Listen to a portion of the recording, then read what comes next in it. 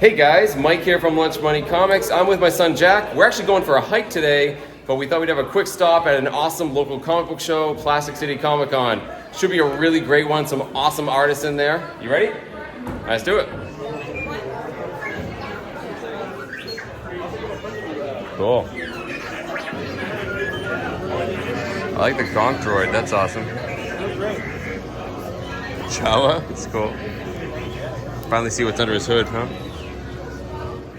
All right. Yeah. So there are multiple rooms at this show. Hey, look at that. We have wrestling legend Jimmy Hart. We have Ryan Santos, Jason May. I would think we have Jim Scalacrup here too. Wow, so many great artists and content creators. Hey, I guess I had a John. What's going on, buddy? How you doing? Good to see you. Hold on, I'm gonna film you. Sorry. No worries. Great seeing you. Hi, great seeing you too. I brought some of the stuff from last time. Oh, sweet.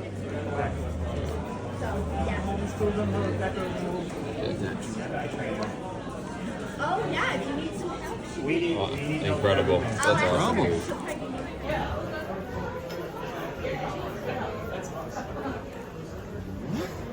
Awesome. Look at You want to do the that. other ones as well? Yeah, I guess I never do all of them. I feel bad. No, don't feel bad at all. Whoa. Okay. Just move it a little bit so you can see the Yeah. silver. That's crazy with the gold too. Yeah. So this is your this is the version that I had already that you signed, Yeah. which I love. Yeah. And that's the color. That's amazing. Yeah. Cool. I actually drew this for my sister. She has the original artwork. Oh, But really? I had a chrome version done. Yeah. Only just a couple. Right. So, Oh, for you? Really? yeah. Oh, I gotta pay for it. That's amazing. Huh? John, that is incredible, buddy. Thank you so much. All right, guys, definitely check out John Mills. Incredible work. Goodness. What do you think, Jack? Pretty amazing. You want it in your room? Let's attempt this aisle. There's a lot of people here, guys. How much is it?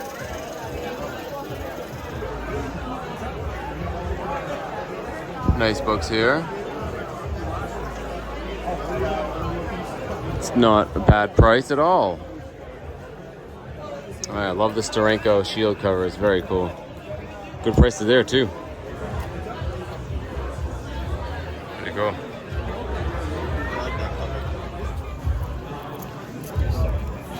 Now this vendor actually has some really good prices on his books. I am definitely impressed. Oh, second Mystique. First Mystique cameo.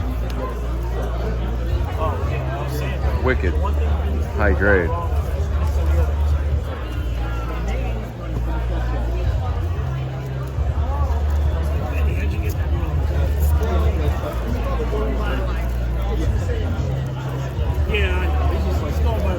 That's fine.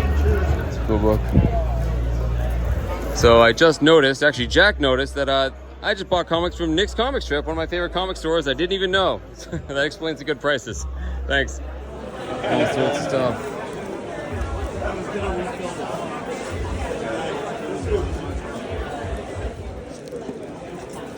So this is all new stuff right here? All new stuff. I bought a massive collection like 2 months ago. Nice. I still have 25 bucks to go through. I haven't even gone through it all yet. Wow. It's crazy. I think it ended up being like 55 boxes.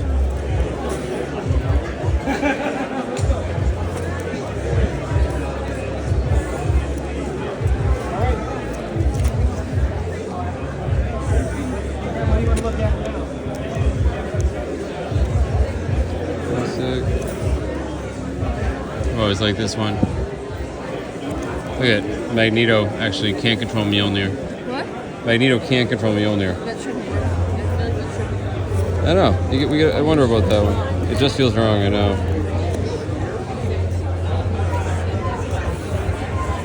I know Doctor Doom's gonna win all of these, but I think some really cool fights would be Doom and Magneto, which probably absolutely happens. Yeah. Doom and Mr. Sinister, and then Doom and Doctor Strange. I think those would be so cool. All right. Here's my buddy Josh from Buzz Comics. What's up, Josh? What's happening? What's going on? How we doing?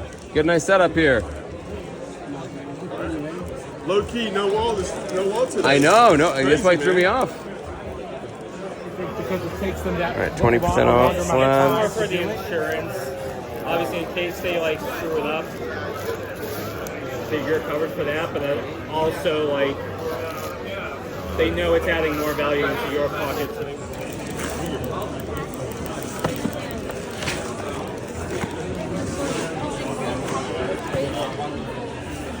You got it. Yep.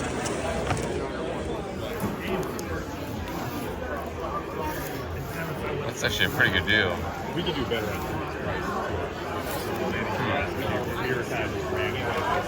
$80. Not a bad deal for that. Go through it.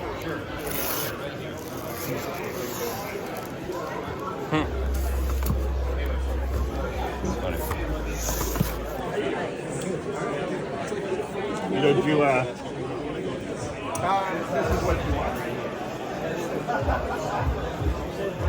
All right, I'm here with Joel. What's up, Joel? What's going on, buddy? What's up, man?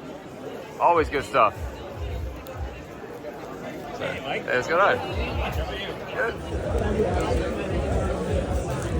Oh, that's a cool one, Jack. Look. First Destroyer. I met him a number of years Says ago. cold detached. Bummer. The only book I had. Another book on my list here. Decent copy. This is tempting. Sandman 1 through 75.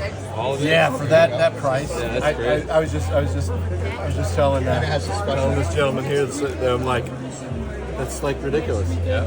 I was always more of an underground guy because Right. no one knew was right. No, I don't. That's why I grabbed it. It's like, oh, these are good prices.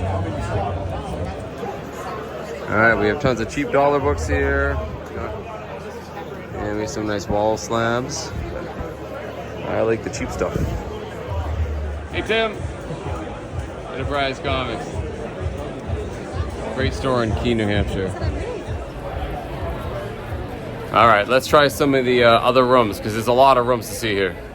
Like a wacky spread. Right. Oh, wow. Like, I'm 47. Just so keeps the going. X-Men, Spider-Man, Batman,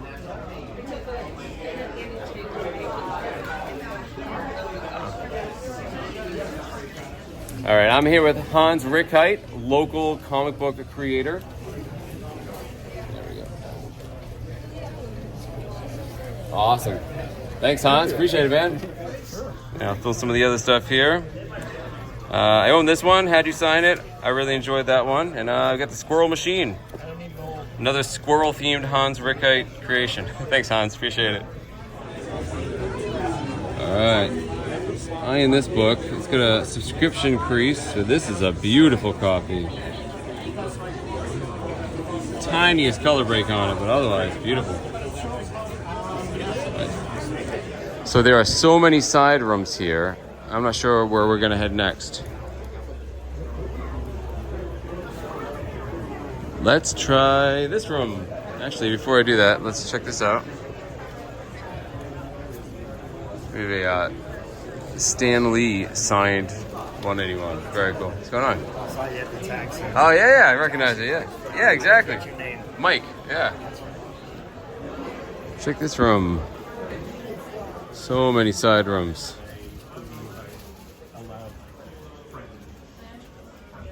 What was that? This might actually be our last one. Think it's the last room? Yeah, I think it is. All right. We have Vader.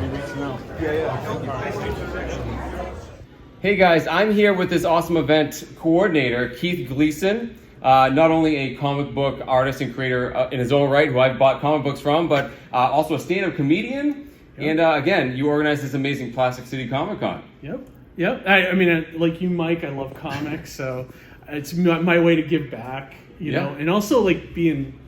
The reason I started this show, honestly, is like because we used to go to those big shows in Boston, like but they're turning into major celebrity shows, cosplay, which I like that stuff in small doses. Right. But I wanted the 90s kind of Comic Cons, yeah. you know, like you walk in, it's a hotel, Yeah. the guy with the cigar box at the admission. Right. I love that stuff. Because last year you guys were at an arena, right? So you're now in the Yes. nice hotel, and it Yeah. is a beautiful venue. Lots Yeah, of no, and I love how it's all connected by the one hallway. I know, it's yeah. just awesome. It's very cool. I was joking that it's like, you know, like the part in Scooby-Doo where they're running from the rooms. Oh, in the right. hallway. I did get spun around at one point. I was like, Jack, where are we? Yeah, right. I also have to give a plug to your awesome YouTube channel. Oh, thank you so the much. Indie Comic Relay, Yep. where you meet with other independent comic creators. Yep. And it's fantastic. Yeah, we do a live stream. We just interview them. I'm going for like that comic store talk vibe. Yeah, you know, like right, when you go in exactly, there and exactly. you'd be there for like, you know, 2 hours just talking comics. Yeah, you yeah. know? And that was It's that definitely was, the vibe, yeah. So that's what I was going for. And I also like to give tips and things like that on there. You Right. know, and promote comics. And again, I love the fact that, you know, a lot of independent creators that you get on, you know, they can promote the stuff they're working on. Yep. And a lot of times you've never heard of that thing, but, you know, then that's you're in, right? You learn about it, and it's always fantastic. And I'm reading pretty much exclusively, like, independent comics now. I enjoy them more. Yeah, where I I'm am the in my same. life. Yeah, I am Yeah. too. Like Marvel and DC just aren't doing it for me. I mean, I like a few books. Yeah. I won't lie there, but like all the best stuff is happening in the indie world. Right. Ghost Machine, the G.I. Joe revival, Yeah, all that stuff. all of it, yep. It's all indie, and it's the best. Yeah. You know. So Well, Indie Comic Relay comes highly recommended from me, so I'll definitely put a link to it down in my description. But Keith, awesome show, man. Yeah, I love Mike, making it. always So- great to see you, Oh, man. too, yeah. All right, guys, that is a wrap on the Plastic City Comic Con. Awesome show all around, absolutely. But me and Jack are going to go climb a mountain. I'll see you guys back at the house, show you everything we got. So there you go. That was Plastic City Comic Con in Leominster, Massachusetts. It comes around every single summer, though not always in the same location. This year, it was in that beautiful hotel in Leominster. Last year, I think it was in like a sports arena. It's always in one of those towns in sort of north central Massachusetts. And I've been meaning to go for years, never had the chance until this year. And boy, am I happy I did, because it is an awesome show, much bigger than I thought it was going to be. And absolutely, there's something there for everybody. If you're there for comic books, obviously there were plenty of them. Anything from dollar books all the way up to the big wall books. And the prices, by the way, were great. Tons of, you know, comic related things. We had, you know, cosplayers. You had like 3D printed stuff and other types of crafts. And of course, there were lots of celebrities. I think you guys saw Jimmy Hart there, a famous wrestler. But there was also, of course, lots of comic book content creators and artists from all over the country, but mostly local ones from New England. And there's no surprise there. Why? Because of the amazing coordinator, Keith, who you saw me talking to in the footage. Keith is an incredible guy. I actually got to meet him last year at a different show he was set up, which, you know, basically celebrated very local to Western Mass, Central Massachusetts comic book creators. Not only was he there promoting his comic book stuff, he was there with his wife, Amy, who is an incredible artist in her own right. And I got to talking with him and found out about this Plastic City Comic Con. I did get some stuff from him. One of his favorite books that he works on is called The Mighty Mascots, which are based off of like serial mascots that are also superheroes. You see here this awesome homage to X-Men #4. Threw in a whole bunch of cool stuff for my kids as well. I also found out the guy is a complete Renaissance man. When he's not, you know, making his own comic book, he's coordinating comic book shows. He's running his own podcast, which you can find on YouTube, Indie Comics Relay. He's really big into the independent comic creator scene. Oh, and he's also a stand-up comedian on the side, a true polymath, if you will. Just a really, really great guy. So I was happy to make the show, and it was even better than I thought it was going to be. So I have some pretty awesome stuff to show you guys, not just comic books and comic-related things. I got, I'm not joking, probably the best single piece of comic book art I've ever gotten before. Seriously, I'm pretty excited about it. All that being said, if you want to support the channel, head on down, smash that like button, and you can follow me on Instagram under Lunch Money Comics IG. Oh, by the way, I hear this all the time. People ask me how I know about all these awesome comic book shows happening. Most of the time, I find out about it on Instagram, and whenever I go to one, I absolutely post about it on Instagram. So if you are primarily in the New England area, you're looking for shows like this, you know, it's a crummy, rainy day, or a beautiful day, and you have a few hours before you're supposed to go hiking with your child, look no further than Instagram, guys. I love bringing attention to all the amazing shows in the area. So the first comic book I want to show you is actually a very local creation. It's from a guy out here in Western Massachusetts by the name of Hans Rickheit, who creates comic books alongside his wife. I've actually met him several times in the past at other smaller comic book shows. I've gotten comic books from him in the past, read those. and he has exemplary work, guys. He's into some weird stuff. I got to tell you that. There's definitely some weird subject matter here, lots of surrealism, but his artistic style is fantastic, which is why I was excited to pick up this book right here. It's a graphic novel called The Squirrel Machine. And what is this book about? I have no idea. I assume there were squirrels in it because the last book I got from him had squirrels in it. I didn't see any squirrels flipping through, but when you do flip through, I'm just reminded by how amazing his artwork is. Guys, this is incredible. I got to show you. He spends so much time on backgrounds. I mean, every little brick in a building will be texturized. Every little switch and cable in a machine will be detailed. And he was telling me when I was speaking with him that it takes him, weeks, sometimes months to work on some of these pages. Absolutely awesome stuff.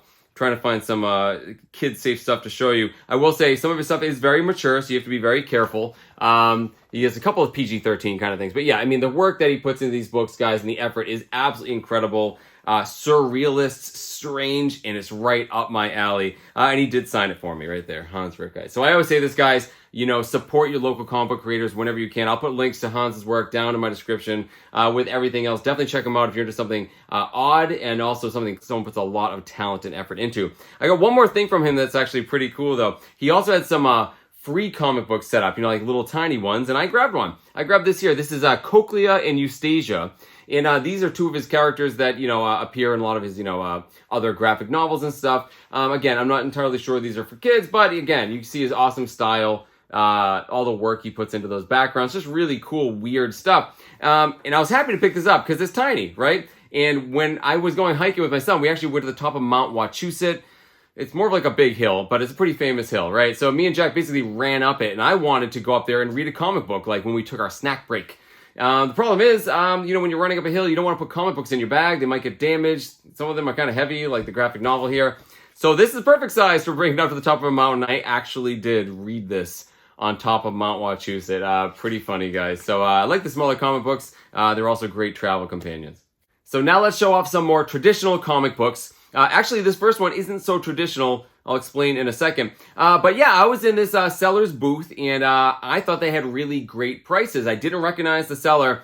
Come to find out, though, it was actually a seller I talk about often on my channel. It was actually Nick's Comic Strip in Danvers, Massachusetts. Jack's actually the one that noticed it. And then after I bought these books, Nick came out from somewhere, and I was like, hey, how you doing? Even when I'm trying not to promote them, guys, I am, because they actually really did have great prices. Pretty funny coincidence, honestly. But this first one, yeah, it's a book I've actually talked about on my channel recently, but it's worth getting another copy and talking about it again. Because it's this. This is X-Men Chronicles. This is a publication published by Fantico Enterprises in 1981, and it's basically like an X-Men fanzine, right? Lots of different articles in here. We have people like Dave Cockrum, who did that front cover. We have some like funny, goofy things in here. Silly art of Magneto. Yeah, again, awesome front cover and back cover. All sorts of cool stuff. As an X-Men fan, I think this book is really, really cool, and I was able to get a copy very recently. The reason I got this one, I know someone else in my life who would absolutely love this, so I got it for a gift. And how much did I pay for this comic book? I'll tell you how much I paid for all these books in a second, but basically this was a throw-in. This was the free comic book in the deal.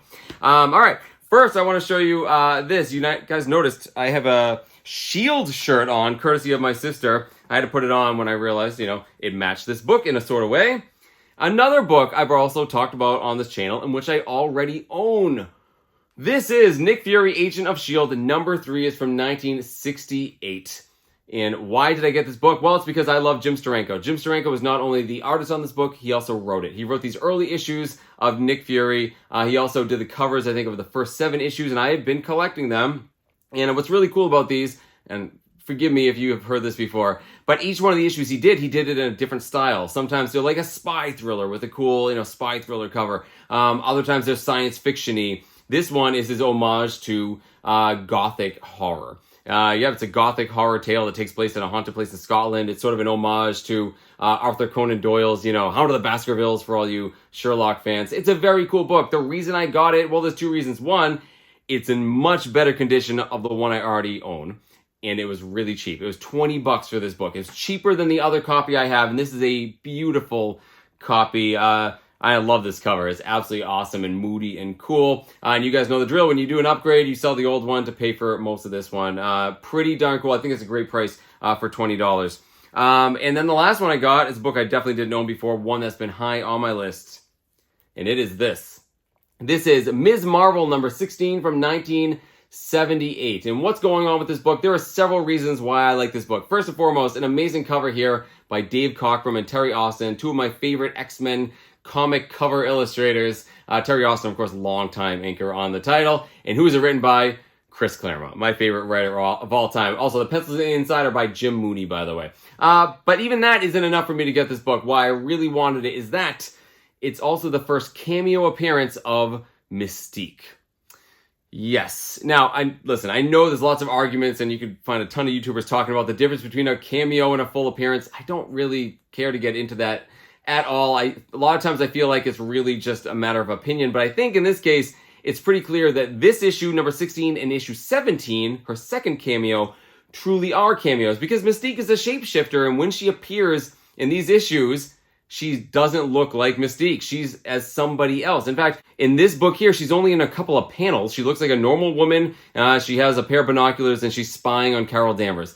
That's it. You don't find out until the issue 18 what she actually looks like. She drops her disguise, and you see her in her blue form. So, yes, that's the book you want, number 18. But because I'm a completionist, I love my X-Men first appearances, X-Men affiliated characters, Nightcrawler's mom, after all, or dad. I had to pick up this book as well. And I've seen this book actually pretty pricey. This is a beautiful copy. It was $30. $30 for this copy. Ecstatic about that. So I got all three of these guys for $50 total. Like I said, they just threw this one in for free. Pretty darn cool. You can get some great deals at these comic conventions, guys, even the sort of bigger ones. Absolutely good pickups there. Okay, so now we need to talk about the amazing art that was at this show, because as I mentioned and as you saw in the footage, there was a ton of incredible comic book creators there, comic book artists from all over the industry and all over the country, but specifically a lot of amazing local talent. And that's why we need to talk about my friend John Mills. You saw him in the footage. Yeah, I first met John actually only recently, not too long ago. Beginning of the summer, I met him up at the Big Concord, New Hampshire show. We actually waited in line together for David Michelini. We were in line for a long time. We were talking, and I found out he was a viewer of Lunch Money Comics, and I found out he was an artist. And not just any artist, guys. He actually went to like the Kubert School of Comic Art, and yeah, he's a very talented guy, but I didn't really quite realize how talented he was until later in that con. I was in a different line. He comes by and he just throws a bag at me of prints. And I was like, hey, what's this? He's like, oh, it's my artwork. And he walks away. He gave me this whole folio full of his art. These are prints. This is amazing stuff, guys. He's a very talented guy. He's absolutely awesome. But I couldn't find him for the rest of the show. I wanted him to sign some of this stuff. Cool homage to 181, right? Yeah, so I said, hey, I would love for you to sign some of these prints at some point. And he said, hey, I'll be at Plastic City Comic Con. Bring them this summer.